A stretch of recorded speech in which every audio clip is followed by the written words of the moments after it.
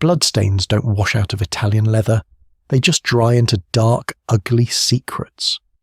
When the city's most dangerous man emptied his murdered brother's wallet, he didn't find stolen bank codes or blackmail. He found a crumpled, faded photograph of a 7-year-old girl, me, and then he stopped breathing. The smell of bleach is a lie. It doesn't erase death. It just masks it with sterile chemicals. You breathe it in and the back of your throat still tastes like copper. I was on my knees in a penthouse overlooking the harbour, scrubbing a stubborn, rust-coloured stain out of the herringbone oak floor. My knees ached. The latex gloves I wore were slick with sweat on the inside. I worked for a boutique cleaning agency that didn't ask questions, which meant I spent a lot of my time in the homes of men who died suddenly and violently. Today's dead man was Leo Russo.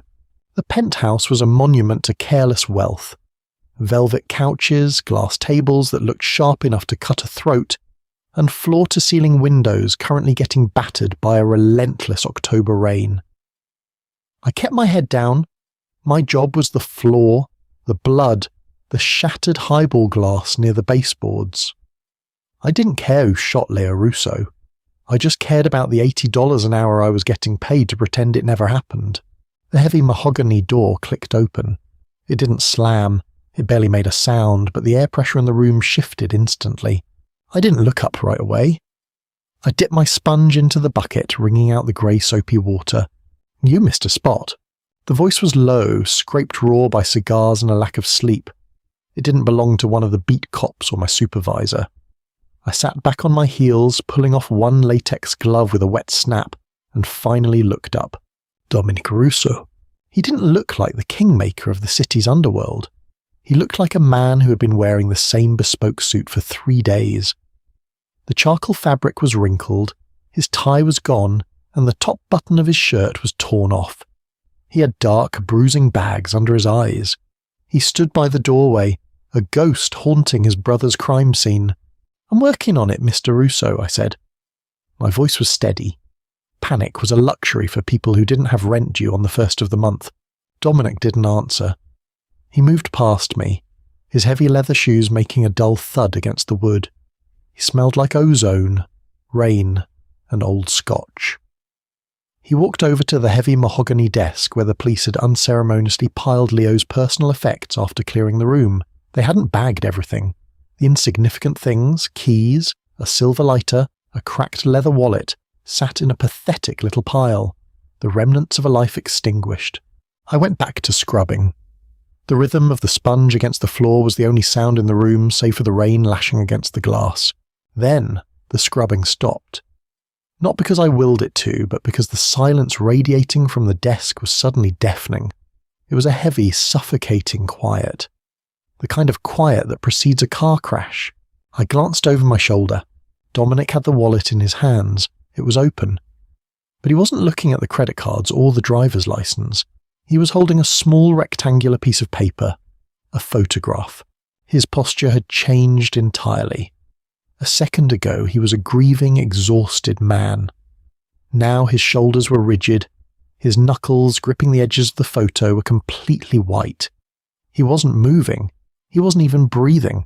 "Mr. Russo?" I asked, the words slipping out before I could stop them. He slowly turned his head.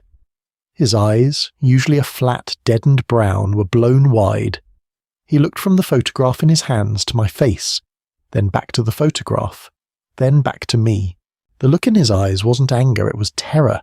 Pure, unadulterated shock. He took a slow, deliberate step toward me, then another. I stayed on my knees, my hand hovering over the bucket of bleach water. My pulse finally decided to wake up, hammering a frantic rhythm against my ribs. When he was standing directly over me, he dropped the photograph onto the floor right next to the puddle of grey water. It fluttered down, landing face up. I looked at it. My stomach dropped out of my body, plummeting through the expensive oak floor down into the cold earth. It was a Polaroid. The colours were faded, bleeding into a yellowish tint at the edges. It showed a little girl standing in front of a rusted blue Ford Taurus. She was wearing a cheap, oversized denim jacket. She had a bruise on her left knee, her hair was tied in messy pigtails, and she was smiling. revealing a missing front tooth. It was me, 7 years old. I stared at the girl in the picture, then slowly tilted my head back to look up at the towering silhouette of a Mafia boss. "Why," Dominic whispered, the word vibrating with a suppressed violent energy, "are you in my dead brother's pocket?" I didn't have an answer. I just stared at the photograph, my mind violently rejecting what my eyes were seeing. "Get up," Dominic said. It wasn't a request. I scrambled to my feet, my damp jeans sticking to my legs. I wiped my bare hand against my thigh, leaving a wet streak. I tried to speak, but my throat was painfully dry. Dominic reached down, picking the photograph up by the corner as if it were contaminated. He held it at eye level, comparing the ghost of my childhood to the tired 27-year-old woman standing in front of him. "I asked you a question," he said. The volume of his voice hadn't changed, but the tenor of it had sharpened into a blade. "I don't know," I said. My voice cracked. I cleared my throat, forcing myself to look him in the eye. "I don't know. I've never met your brother. I've never been in this apartment before today." Dominic stepped closer. The smell of scotch and rain was overwhelming now. He was tall, broad-shouldered, blocking out the grey light from the windows. People don't carry pictures of strangers for 20 years. They carry wives, children, debts. Which one are you? "I clean houses," I said, pointing a trembling finger at the bucket. "I scrape blood off floors. That's it. I don't know Leo Russo." "Then explain this." He shoved the photo toward my chest. I didn't take it. I let it hit my apron and flutter back to the floor. I looked at the blue Ford Taurus in the picture. My chest tightened. I remembered that car. It belonged to my father, Arthur. I remembered the day the photo was taken. We were at a rest stop outside of Atlantic City. My dad had promised me ice cream, but he spent 3 hours in a diner making panicked phone calls on a payphone while I sat on the curb, scraping my knee on the concrete. "That was taken in 1999, I murmured, almost to myself. "My dad took it." "Who is your father?" Dominic demanded. "Arthur," I swallowed hard. "Arthur Hayes." Dominic's eyes narrowed. He searched my face, scanning for a tell, a twitch, a lie. He found nothing but my own profound confusion. He turned away from me, dragging a hand through his dark hair. The manicured facade of the untouchable boss was cracking, revealing the desperate, grieving brother underneath. He walked over to the heavy double doors of the penthouse. He turned the deadbolt. A loud, metallic clack echoed through the massive room. My heart stalled. "What are you doing?" "You're not leaving," Dominic said. He walked over to the velvet couch and sat down heavily, leaning his elbows on his knees. He didn't pull a gun. He didn't need to. The locked door was enough. "I have a shift at another estate at 4, I said, clinging to the mundane details of my life as if they could shield me from the reality of the room. "Cancel it." "I can't just—" "Cancel it, Nora." I froze. "How do you know my name?" Dominic looked at me, his expression unreadable. He reached into his coat pocket and pulled out a slim silver money clip. He tossed it onto the glass coffee table. It landed with a sharp clink. "Your supervisor called me when they dispatched a crew, told me Nora Hayes was running the shift. It was just a name on a ledger, until 10 minutes ago." He gestured to the armchair opposite him. "Sit." I didn't move. Every instinct I had, honed by years of living on the edge of poverty, surrounded by men who took what they wanted, screamed at me to run. But you don't run from Dominic Russo. You just die tired. I walked over to the armchair and perched on the edge of the cushions. I kept my dirty work boots planted firmly on the rug. "Leo was careless," Dominic started, staring at the floorboards where the bloodstain still lingered. "He drank too much. He talked too loud. He gambled. He looked up at me. But he was fiercely loyal. He didn't keep secrets from me. We built this city together. We buried our enemies together. I knew every woman he slept with, every politician he bribed, every man he killed." Dominic leaned back, pulling the photograph from his pocket again. He stared at it. "But I don't know you, and I don't know why the brother who told me everything died with your face next to his heart. My father had debts," I said slowly, piecing it together as I spoke. The Atlantic City trip, the panicked phone calls, the way we moved apartments in the middle of the night 3 weeks later. He was a gambler, not a good one. He disappeared when I was 9. Dominic's eyes flickered, disappeared, walked out to get a pack of cigarettes and never came back. It's a cliché, but it happened. I looked down at my hands. My cuticles were raw from the harsh cleaning chemicals. Maybe he owed your brother money. Maybe your brother took the photo as collateral, proof of life, something to hold over my dad's head. Dominic shook his head. Leo didn't collect debts that way. If someone owed him, he broke their fingers. He didn't carry around pictures of their kids for 2 decades. The silence returned, thick and suffocating. The rain outside seemed to drum louder against the glass. I was tired. A bone-deep, soul-crushing fatigue washed over me. I'd spent my entire adult life trying to erase the stain of my father's failures. I kept my head down, paid my taxes, scrubbed other people's filth, and stayed out of trouble. And yet, here I was, trapped in a penthouse with a Mafia boss, tethered to a dead man I didn't even know.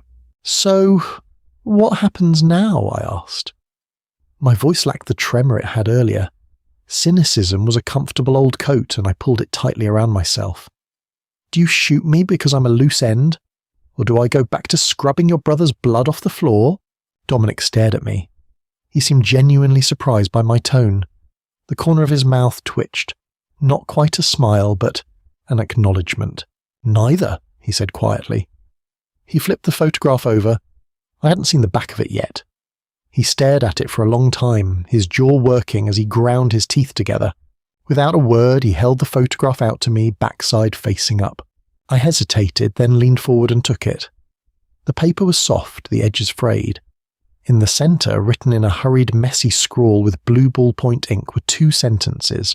The only innocent thing left. Keep her safe of. I stared at the faded blue ink until the letters began to blur together. Keep her safe.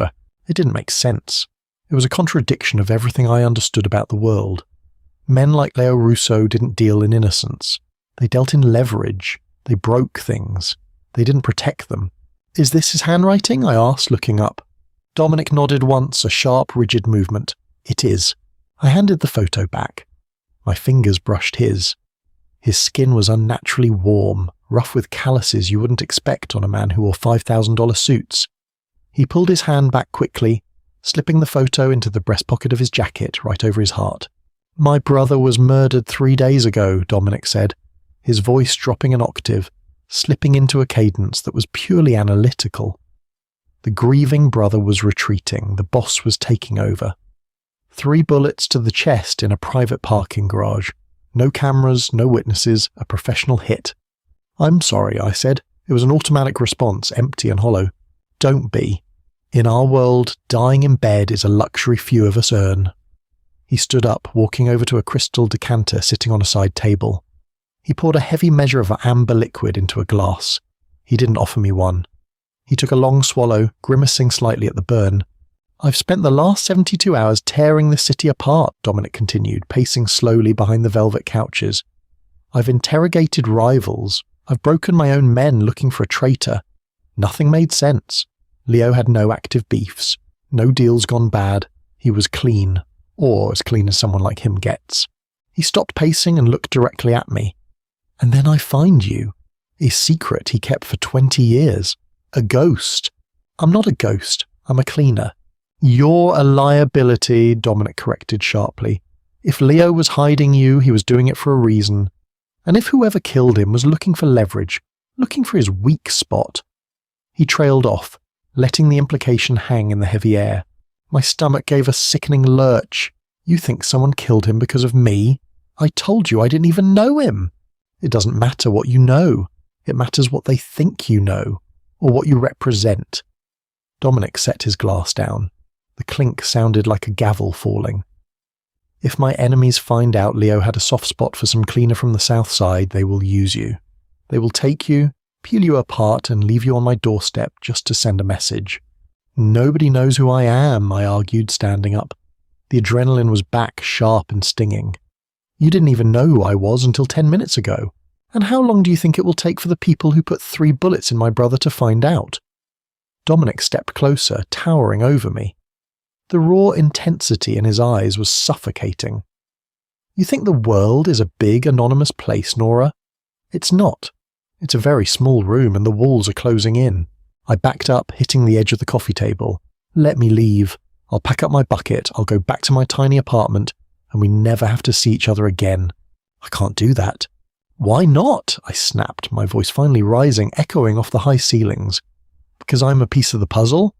Because you need me to figure out who killed him? Because he told me to keep you safe, Dominic roared. The shout ripped through the room, shattering the oppressive quiet. I flinched, my shoulders jumping up to my ears.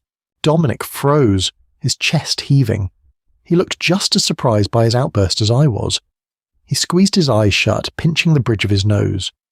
When he opened his eyes again, the anger was gone, replaced by a bone-deep exhaustion. He was my little brother, Dominic whispered. The words were ragged, torn from the throat of a man who was used to giving orders, not confessions. He was a mess, and he was violent, and he broke every rule we had. But he was my blood, and his last request, his only request, was written on the back of your picture. He looked at me, and for a second I didn't see the boss of the Russo syndicate. I saw a man drowning, grasping at a rusted piece of metal just to keep his head above water. I couldn't protect him, Dominic said quietly, but I can protect you, whether you want it or not. I don't, I said stubbornly, my voice trembling. I don't want your protection. I don't want your world. It's too late for that, he replied. He pulled a matte black smartphone from his pocket and pressed a single button. He lifted it to his ear. Carmine, bring the car around to the private elevator. We have a guest. He hung up. Guest? I balked. You mean hostage? Call it whatever helps you sleep at night. Dominic walked back to the desk, shoving the rest of Leo's belongings into a leather satchel. Get your coat, Nora. What about my tools? I pointed weakly to the bucket and the sponge resting near the bloodstain. Dominic didn't even look back. Leave them. You're done cleaning up other people's messes. Now you're going to help me clean up mine. I stood frozen, staring at the half-scrubbed floor. The blood was still there, soaked deep into the grain of the wood. It wasn't going to wash out. Some stains are permanent. They seep into your life, altering the colour of everything they touch. I took off my apron, dropping it onto the floor next to the bucket. I grabbed my worn canvas jacket from the back of a dining chair. As I walked toward the heavy mahogany doors, Dominic held one open for me. I didn't look at him as I passed, but I could feel his gaze on me, heavy, calculating, and dangerously protective. I stepped out of the penthouse and into the corridor, leaving the smell of bleach behind, walking blind into a world that smelled entirely of blood. The back seat of Dominic Russo's car felt like a sensory deprivation tank. The windows were tinted so heavily that the October afternoon outside looked like bruised twilight. The leather seats were butter-soft, smelling of expensive wax and cold air conditioning. A thick soundproof partition separated us from Carmine, the driver. Dominic sat on the far side of the bench, staring at a tablet. He hadn't spoken since we left the penthouse. I looked down at my hands. My knuckles were pale, gripping the worn canvas of my jacket. There was a smear of dried, rust-coloured water on my left cuff. Leo's blood. I rubbed my thumb over it, feeling the stiff texture of the fabric. It was a grounding mechanism, a reminder that I was real, that my cheap jeans and tired bones didn't belong in the back of a $500,000 armoured sedan. Stop rubbing it, Dominic said. He didn't look up from his screen. You'll just work it deeper into the fibres. It's already set, I replied, dropping my hands to my lap. I know how stains work. He finally locked the tablet, tossing it onto the seat between us. The pale light from the screen vanished, plunging us back into shadows. You understand why you can't go home? Because you think someone is going to use me as bait. Because I know they will. His voice was flat, devoid of the emotional crack I'd witnessed in the penthouse. The armour was back on. Whoever killed Leo was thorough. They bypassed 3 layers of security at that garage. They wiped the digital footprint. They knew his schedule. That means they've been watching him for months. If they watched him, they know about the safety deposit box. I frowned, shifting my weight. What box? Dominic reached into his jacket and pulled out a small, flat brass key. He rolled it between his thumb and forefinger. It caught the faint streetlights flashing past the window. I didn't just find your picture in his wallet. I found a receipt for a private vault. Date of entry, the morning he died. I had Carmine pull the contents an hour before I walked into the penthouse. And, Dominic sighed, a harsh sound that filled the quiet space. It was empty, except for a single piece of paper with an address. He didn't elaborate. The car banked sharply, the tyres hissing over wet asphalt before slowing to a crawl. Heavy iron gates loomed in the windshield, parting silently to let us through. Dominic's estate wasn't a house, it was a fortress masquerading as architecture. Dark stones, slate roofs, and sharp angles that looked hostile against the grey sky. There were no welcoming lights on the porch, just the muted glow of security cameras tracking our approach. The car stopped. Carmine opened the door, letting in a blast of freezing rain and the smell of wet pine needles. I stepped out, my boots crunching on the gravel driveway. "Inside," Dominic ordered, walking past me. His stride was long, eating up the distance to the heavy oak double doors. The interior of the house was suffocatingly quiet. The floors were dark, polished walnut, completely devoid of the dust and scuff marks that told the story of a life being lived. It smelled of cedar and lemon oil, cold, immaculate. "I'm not staying here," I said, stopping in the middle of the foyer. My boots left faint, damp outlines on the wood. Dominic paused on the bottom step of a grand sweeping staircase. He turned slowly. "You think this is a negotiation? I think I have a right to my own life. I pay rent. I have a cat. I have neighbours who will notice if I don't come home. I bought your building an hour ago," Dominic said smoothly. "Your lease is void. Carmine fed your cat and brought it to a veterinary hotel. Your neighbours mind their own business because the property manager just doubled their security deposits out of courtesy." My mouth fell open. A cold, prickly sensation crawled up the back of my neck. "You can't just erase me." "I am keeping you alive," he corrected, his eyes hardening. "And you will stay here until I figure out why my brother traded his life for your father's." "My father abandoned me," I snapped, the old familiar bitterness rising like bile. "He didn't trade his life for anything. He was a coward." Dominic walked back down the steps. He stopped inches from me. The sheer size of him was a physical weight pressing down on my chest. "Let me tell you what I found out about Arthur Hayes, while you were busy hating him for 20 years. I swallowed hard, refusing to step back. "Enlighten me." "Arthur wasn't just a gambler. He was a mechanic, the kind who knew how to chop stolen cars and make VIN numbers disappear." Dominic's voice dropped, forcing me to lean in to hear him. In 1999, a crew working for a rival family brought a blue Ford Taurus into his shop. They needed it crushed. Fast. My breath hitched. The car in the Polaroid. "Your father went to crush it," Dominic continued, his eyes locked onto mine. "But he opened the trunk first, and he found something the crew didn't want him to see. He panicked. He took a picture of his kid standing in front of the car, and he took it to my brother. He begged Leo for protection, offered him whatever was in the trunk in exchange for a new life." "What was in the trunk?" I whispered, my heart hammering a frantic rhythm against my ribs. Dominic's jaw tightened. A body. A state senator who'd been missing for 3 weeks. The rival family killed him. If your father had gone to the cops, he would have been dead before the sun went down. So he went to the devil instead. The foyer seemed to tilt. I reached out, pressing my hand against the cold plaster wall to steady myself. All these years, I had hated Arthur. I had pictured him sitting in a dingy bar in Vegas, throwing dice while I ate generic cereal for dinner. The only innocent thing left. Keep her safe. He didn't run away from me, I breathed, the realization cracking something deep inside my chest. He ran away from me, to keep them from coming after me. Leo helped him vanish, Dominic said quietly. And in return, Leo used the senator's body to blackmail the rival family out of the port shipments. It made the Russo family untouched. It built my empire. He reached into his coat, touching the spot where the photo rested. Your father gave us the keys to the city, and Leo kept your picture to remind himself of the debt. But who killed Leo? I asked, the pieces falling into place, painting a terrifying picture. The people who owned that blue Ford Taurus, Dominic said. They finally figured out who stole their leverage 20 years ago, and now they're tying up loose ends. Dinner was a silent, agonizing affair.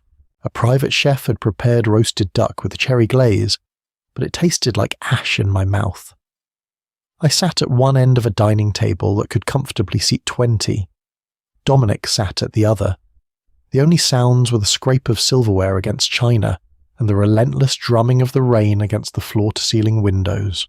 I pushed a piece of meat around my plate, my mind violently oscillating between grief for a father I hadn't known I lost and terror for my own immediate future. "Eat," Dominic commanded softly from the other end of the wood expanse. "I'm not a dog," I replied, dropping my fork. It clattered loudly. "You don't get to command me to eat." Dominic put his knife down. He picked up his wine glass, the dark red liquid clinging to the crystal. "You need your strength. When the adrenaline wears off, the shock is going to hit you. You'll want food in your stomach." "What I want," I said, gripping the edge of the table, "is a guarantee. You dragged me into this. You said you're protecting me. So how does this end? Do I live in this mausoleum forever?" Dominic stood up. He left his wine untouched. He walked slowly down the length of the table, pulling out the chair next to mine and sitting down.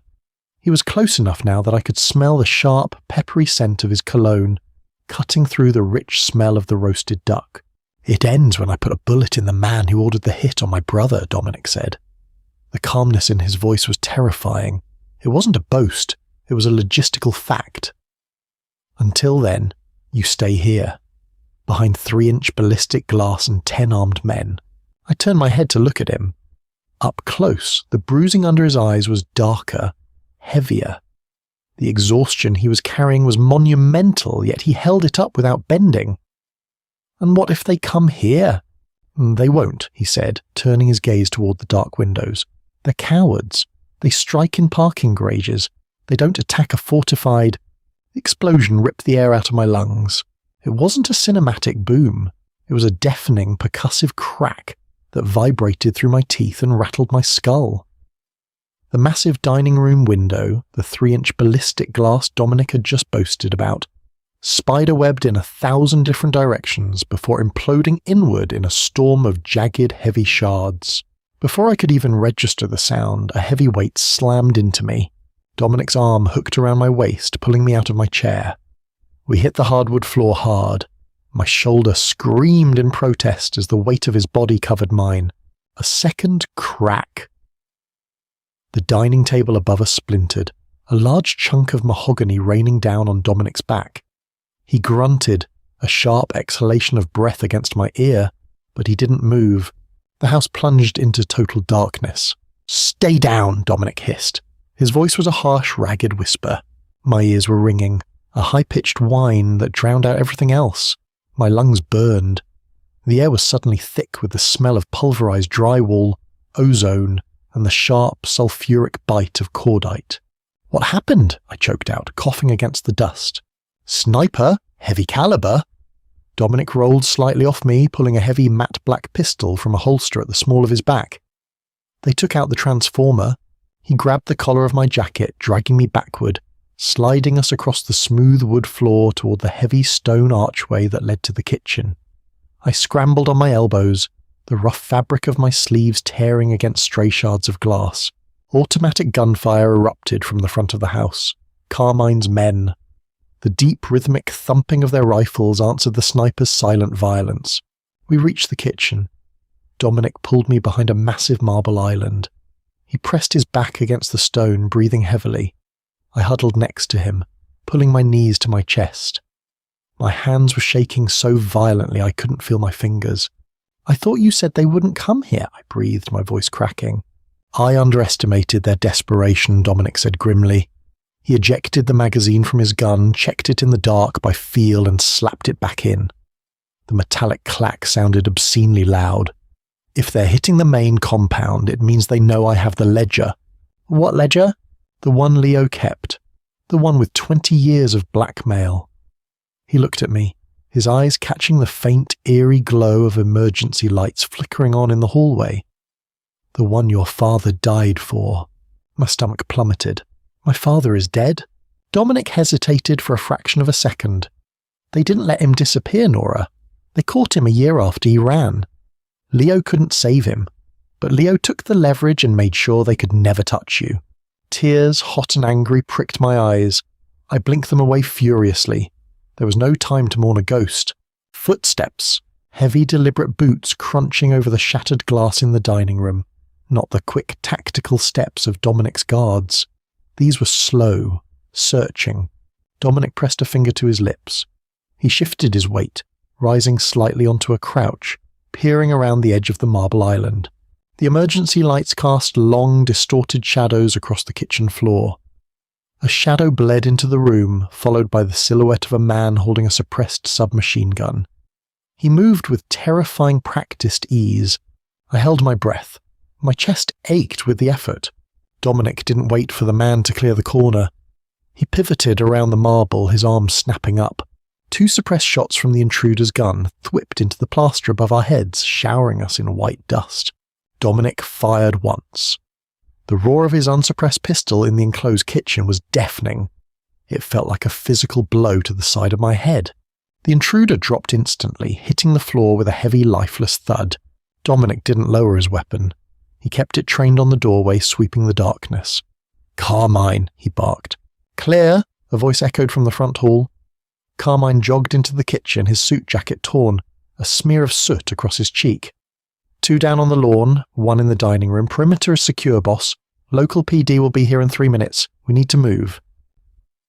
"Prep the tunnels," Dominic said, finally lowering his gun. He turned to me. I was staring at the body on the floor. A pool of dark, thick liquid was already spreading across the pristine white kitchen tiles. The metallic scent of copper filled the air, cutting through the dust and gunpowder.